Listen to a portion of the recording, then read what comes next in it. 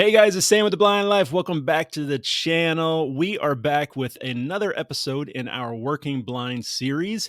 As always, trying to highlight amazing VIPs in the community who are working in hopes of inspiring you as to what types of jobs are available to us. A cartoon of a man sitting at a computer typing on a keyboard. The view zooms out and we see dozens of other identical men working in office cubicles. The screen goes black. The words "working blind" appear in green, typed out as if on an older style computer. Today I've got a really cool one. We're going international with this one. Today I'm joined by world-renowned clarinetist, Oguz Buyukberber. Oguz, thank you so much for joining me. I really appreciate it. I'm super excited. Thank you for having me, Sam. Yeah. So you are in Paris, right? That's pretty At awesome. the moment, I'm in Paris. That's not where I'm based. I'm based in the Netherlands, really close to Amsterdam. Most people would know where Amsterdam is. It's so that's where I've been living for the last almost 25 years. And I'm a touring musician. I tour all the time. And at the moment, I'm in Paris. I just arrived, in fact. And really happy to be joining you from Paris. Yeah. And you were, I'm sure we'll get into it. You were just in Munich a couple days ago. So I performed in Munich last night. Wow, that's crazy. Sounds like a pretty awesome tour. Yeah, I mean, I just really enjoy it. I'm traveling alone. It's not always the case. Sometimes I travel with groups of people, orchestras or bands, different projects. Yeah, and I definitely want to touch on that a little bit later because I'm interested. I travel a lot alone as well, so I'm always interested to hear how others are doing it and what kind of little tricks and techniques they're using. Maybe I can make my travels a little bit more smoothly by learning from you. But let's get into, first, let's talk about your vision impairment, and then we'll get more into the musician side. Absolutely. So what is your vision impairment, and how long have you had it, and where is it currently? So I'm technically born legally blind. That is due to having congenital nystagmus, quite heavy. I don't know if anyone can notice when I take my shades off. So I have congenital nystagmus, and I have either deformed or not properly formed optical nerve and part of the retina. The reason why I say either or is that the doctors don't exactly know. And for a long time, I've been asked if I was born premature, and according to my parents, I was not. So I don't know what happened there.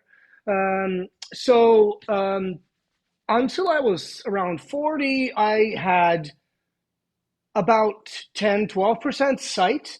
I was always told percentage rather than the American way of saying the 2,400, 2,800, whatever. So I'm used to describing it with percentages. So I had 10 to 12%. I never had depth perception. I never had peripheral vision. So I have very narrow field of vision. Like I said, until I was around 40, I had pretty crisp near sight, which I lost after 40. I'm in my 50s right now. And in the last 10 years, I also lost pretty much half of what I was born with. So currently I'm around 5-6%, no depth perception, no peripheral vision. And night vision is also pretty bad. Yeah. So the nystagmus, does it cause any kind of like queasiness or dizziness, things like that? Or are you pretty much used to it? Well, since I was born with it, I never had queasiness, dizziness because of the nystagmus. Yeah. But especially, again, in the last 10 years, I am suffering from chronic pain due to my nystagmus because those really tiny sets of muscles are just like really wearing out, and they're really tired. And yeah, it just really hurts. Right. So I have to be on constant medication for that. Well, so we mentioned it at the beginning. You're a musician. You're a clarinetist. How long have you Yeah. been doing that? I'm eager to learn kind of the journey that led you to this point. If you allow me to rewind back just a notch, um, kind of like yourself, I was first a visual artist. Hmm.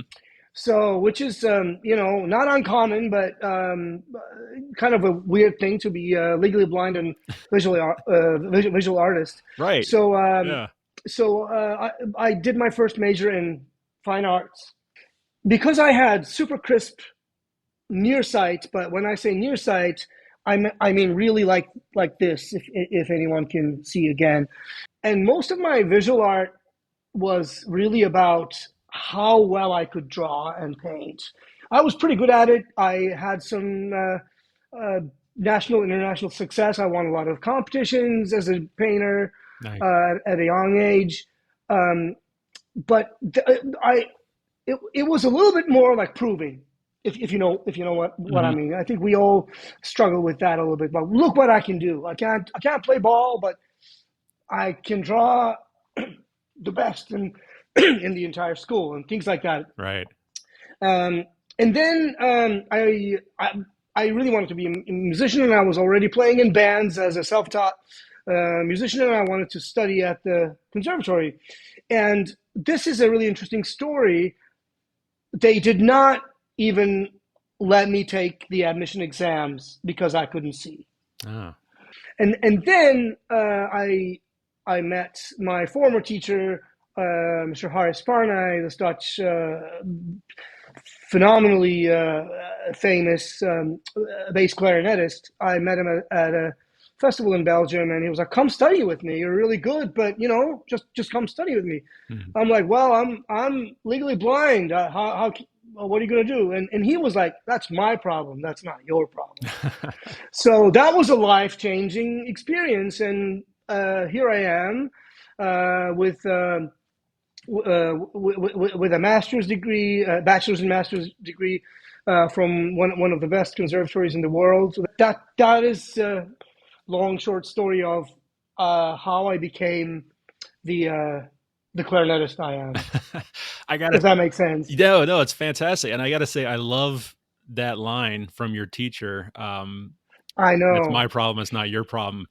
I wish Yeah. more teachers would kind of see that right at the beginning. And what a contrast Yeah. to my first experience of wanting to study music, and like not even, they're like, well, you can't see, you can, and I was like, I can't see, I can't study music. Well, music is, about hearing, Yeah. and they're like, oh, you can't see a conductor, you can't see notes, we don't know what to do with you. Well, again, so they didn't know what to do with me, whereas Hari took it seriously and said that's his problem. That's something for him to solve, and Right. which he did a tremendous job doing.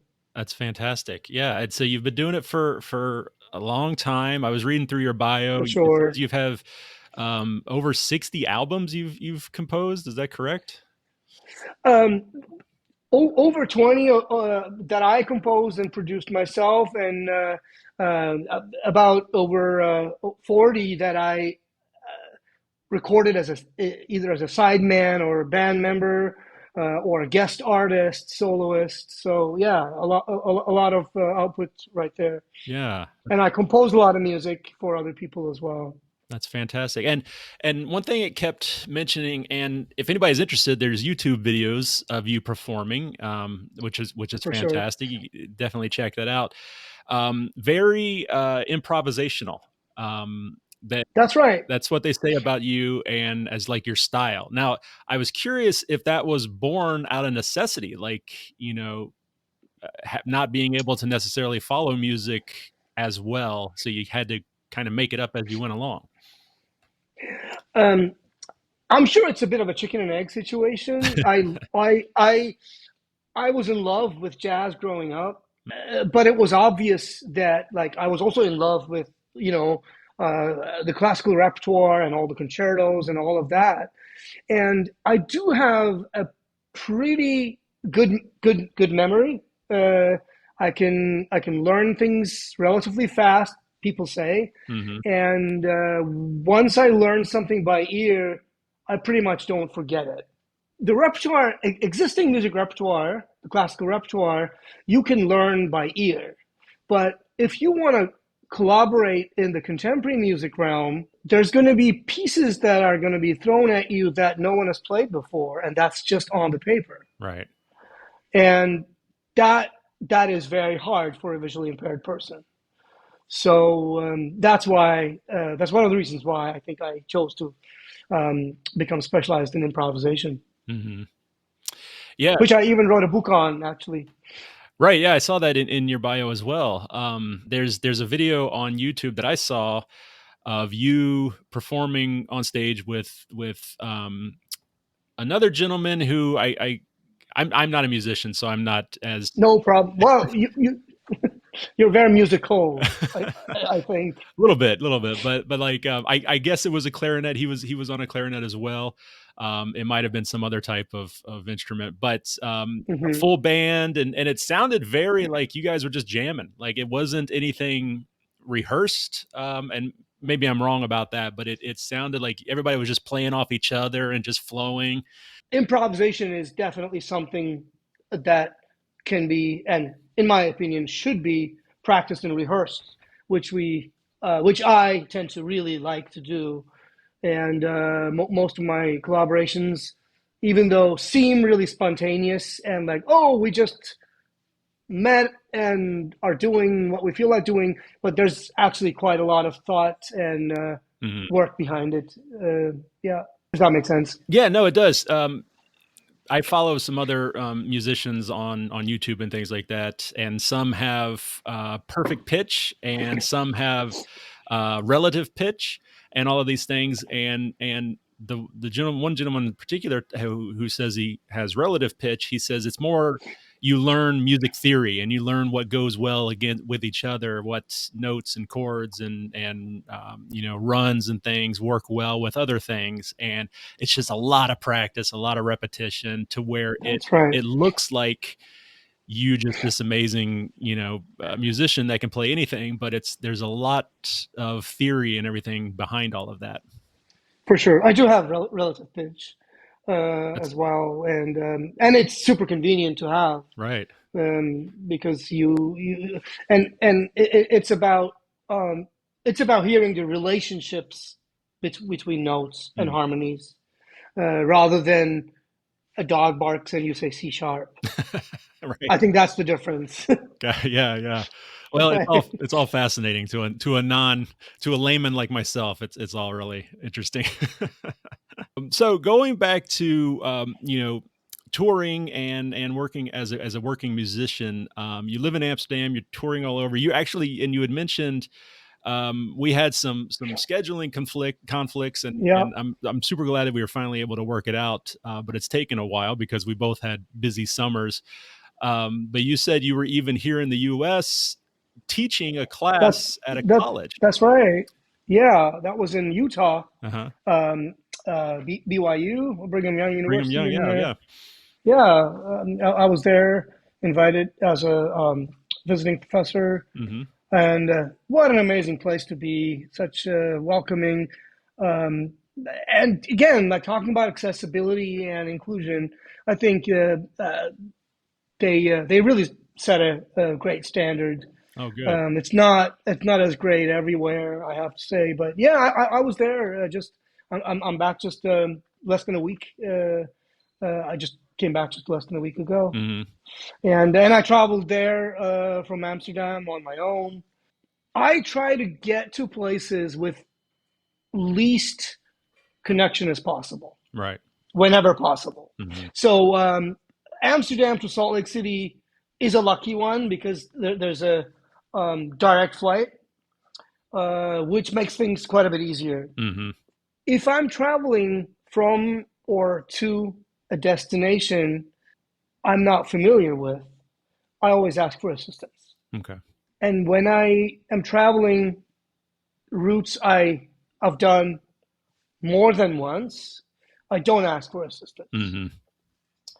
Um, so I don't know if you relate to this. And when I don't ask for assistance, I feel I might end up putting myself in situations where I'm irresponsible. I might be late at a conference or a concert.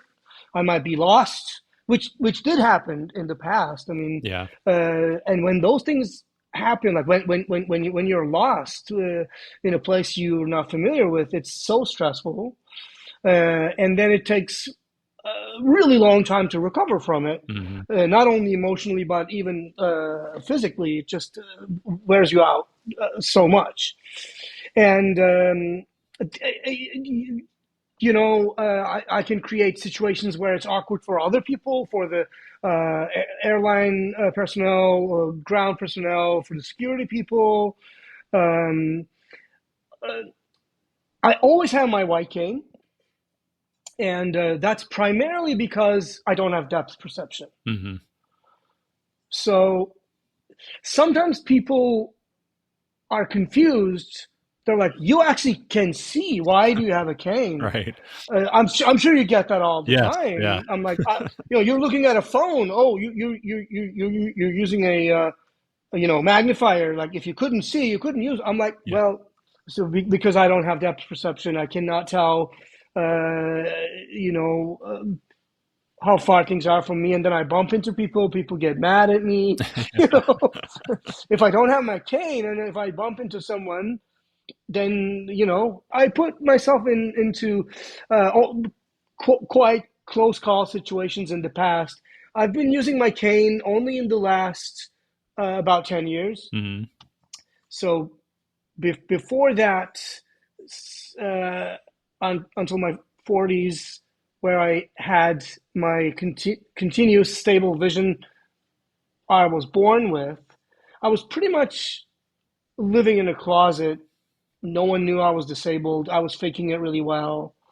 Uh, so that was pretty stupid in the hindsight. But so now I'm proudly wearing my VIP badge and walking around with my cane, and it makes everyone's life easier. I think that's a story a lot of people can relate to. I've talked Yeah, about my story, how I was in my 30s before I finally, as they say, came out of the closet and started, right. embraced who I was, my true self, and all that. Um, Yeah. yeah, I'm the same way when I travel. I always ask for help, but you're right. There are some, like I was just down in Alabama, and Hmm. the airport that I flew into had one gate and had one baggage carousel. It was a Right. tiny little airport. And now that I've been in there, I know that in the future, if I fly back into that, I'm not going to need to get assistance. I know right where to go. For It's sure. super easy. Absolutely. Yeah. Meanwhile, even though I've flown through Atlanta, which is one of the largest in the U.S., I've flown through there, 30 times now. I still always Yeah. get help because that place is so big. Oh, I, I don't want to use the word, but I hate that airport. I mean, I do too. also, then you have to take the train Yep, and yep. blah blah blah. Oh man, again, I've been there so many times, and I always ask for assistance there Yeah, for sure. that's a rough Really one. great point. Yeah, that's a rough Really one. great point. That's a good point also for people that maybe are still on the fence about starting to use the white cane and don't fully appreciate everything that the cane can do for us. A lot of people have that misconception that the cane is just for orientation or navigation.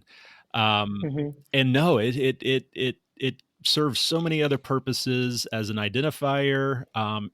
Like you said, it solves or it eliminates a lot of those awkward conversations of, wait a minute, what do you Yes, mean you don't know where you're going? I just saw you on your phone. I experimented with the signal cane. The short Yeah, signaling yeah, cane, identifier cane, I guess you yeah. would call it. That's what yeah. Um, um, Having no depth perception, I really need to touch things sometimes, Hmm. and I never know when I'll need that tactile feedback. But I really never know when there's going to be a drop and I'm going to trip over myself or Right. somebody else. So Yeah. I'd rather use the cane. Yeah, I find I'm very similar. Where some situations, I think, well, I'm just running in real quick to grab some food or Yeah. whatever, or grab my mail from my post office. I probably not going to need the cane. And it's in those situations that I don't take the cane that something happens, and inevitably I'm like, oh, I wish I brought my cane. I know. I know for sure. Yeah.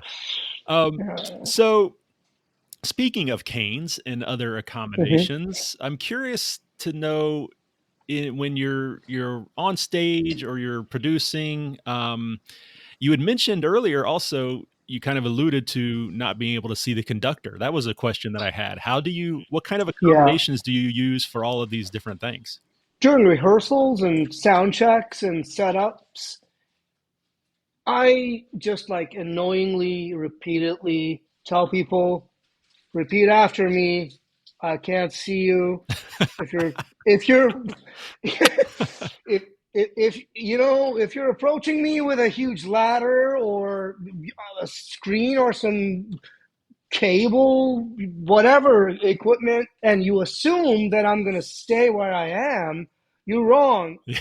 I might just move the next second, and you're not going to know when I'm going to move, and I don't know that you're coming. So just always make a sound, always talk to me. And people forget, Yeah. especially like when you put that cane down and start doing what you're doing, and you're good at what you're doing, you deliver. I'd like to believe that I'm a good musician. I'm a professional musician. So Yeah. when the cane is out of picture, even though they saw you walking in that dark hall with the cane, they forget. During performances is the easiest because those things won't happen during performances, Right. right? You know where your microphone is going to stay. You know no one's going to be hauling stuff around, so that's fine. That's easy. Other types of accommodations I require. This is an interesting one because I live on chronic pain, and that's due to my condition. I always require a day on each end of an activity. So, for example, I played a concert last night. I traveled to Paris today. I could not have a concert tonight. Mm, I mean, I'm having a nice chat with you. That's fine, right. but I wouldn't want to be, you know, running from the airport to the sound check when I finally like, okay, I can't do this anymore. I'm going to ask for a day on each end. I was like, oh, I can't be asking for that. Uh, that's going to be too much for them. They're never going to hire me again. Yeah. We have all these like negative voices in our head. I'm sure you can relate to that too. Yeah. So like, oh, if I ask for that, they might not, they might say, oh, never mind. We'll ask for someone else to come. So, but just go ahead and set the tone. And we're not asking for a favor. We just we're just really asking for what we need, Yeah. No, yeah, and that should be allowed. that legitimately falls into the reasonable accommodations category, I would say. Yes. Especially if it's, they want you to be at your best, so it's in their best interest to do that for you. Yeah, for sure. Yeah. What about technology? What kind of, I know you're speaking with me on your iPad. That's You right. talked about smartphones already. What kind of technology do you use, and accessible technology do you use in order to do this work? Like many of us, I'm also a bit of a tech nerd. Excellent. I love technology. Um, I stayed away from computers till almost I was 30, with all the accessibility tools on the. I'm an Apple user, Mhm. and it works. What works for me, and sometimes I'm curious, like, oh, maybe Android is better, but it's too much to learn a new system. So I'm a little bit locked in with the Apple ecosystem. And other than okay, I use large text, Mhm. screen magnifiers, all the key. I'm a big shortcut person. Good. Yeah. I program my own shortcuts. Even for my name and stuff. I just say OBB return, and it just spits out my full name, Oguz Buyukberber. My phone number. Someone would ask me for my phone number, and I would just like type in a couple letters, and it would turn into my phone number. Yeah. Things like that. And I use dictation and screen readers all the time. So I wanted to ask, you had mentioned your degree in is it visual arts? Is that what it was? That's right. Yeah. That's right. And I know your bio mentioned that you incorporate a lot of visual arts in your Yeah. performances. So do you, as your vision continues to get worse, or if it continues to get worse, is that something you think you'll continue to do? Yes. Um, when I had that first vision loss, I mean, I was born with very little sight, but that Yeah. was, like I said, stable. So when I had the first vision loss, I had panic, and I had to go through grief. Like, oh, I'm not ever gonna do visual art again. Right. Okay, I have to learn how to make my peace with it. Blah blah blah. I stopped for a while, and then I was like, wait a minute, why? What? Who says that? Uh-huh. Because it's. I mean, I have that experience in my body, and I come to realizing that, okay, I really wouldn't want this to ever happen, to lose all of my sight. But I'm gonna dare to say, even if that happens, I will probably keep making visual art still, Hmm. because I started to understand that a lot of the visual art, at least the kind that I'm interested in, is all about gestures, movement, and density, Mm. and rhythm. There's a lot of parallel to music, improvisation in particular, and the kind of drawings I'm interested in these days. Like I said, I used to be. Uh, if I remember correctly, you have been, at least when you were younger, really into like um, illustration, right? Yeah. Um, drawing like really kind of real life like things, action, figures, Yes. scenes, Yeah. comic style. So I was not so much into comic, but I was also really really into that. Yeah, realistic drawing styles. Hmm. And of course, I couldn't do that anymore. And that's when I discovered abstract art, which I'm super thankful for. And with the remaining sight I have, I still can see shapes and layers and gestures and contrast. So that's where I draw my inspiration. Nice. Do you ever do anything digitally? Um, I do. I absolutely do.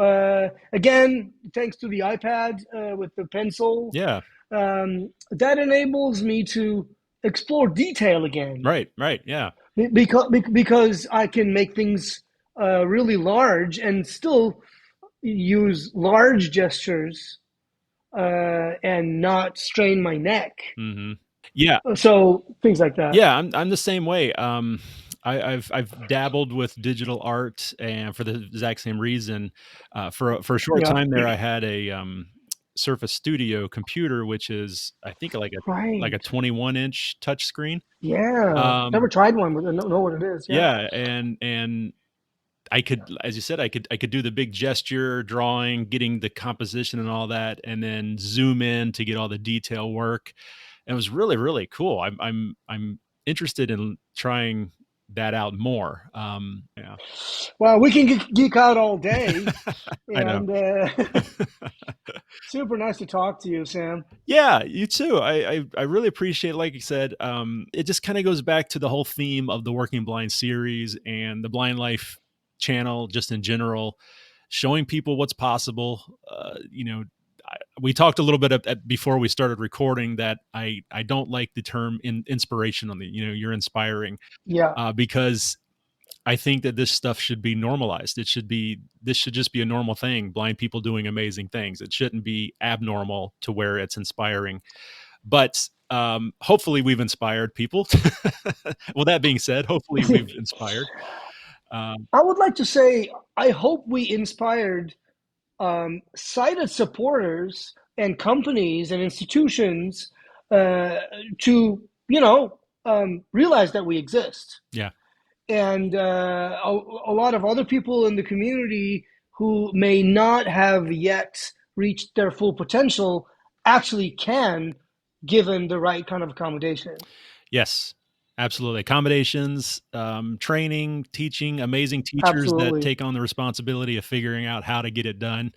That's That's right. fantastic. Yes, I agree.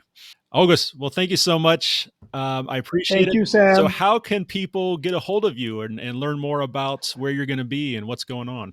Well, my not so easy name is my website. So if you'd be so kind to putting that in the description. I will. I'll definitely put it in the show notes and the description, but would you mind spelling it also? Oh, sure, not at all. It's OGUZBUYUKBERBER.com. Yes. So that's my website, and I have a YouTube channel with a lot of videos. I'm on Facebook and Instagram, again, all with my full name. And there's a lot of content there, a lot of music and some visual arts. So, and on my website, there's a form where people can send me emails if they want to talk to me. I always reply, unless it's a robot. All right, well, August. Well, thank you so much again. I really appreciate it. Thank you, Sam. Thanks. All the best. All right, everybody. Well, if you enjoyed that, definitely check out the other episodes in the Working Blind series. You can find them in the Working Blind playlist if you're watching this on YouTube, or if you are listening on the podcast, check the show notes for links to all of that. Thank you guys. We'll see you in the next one.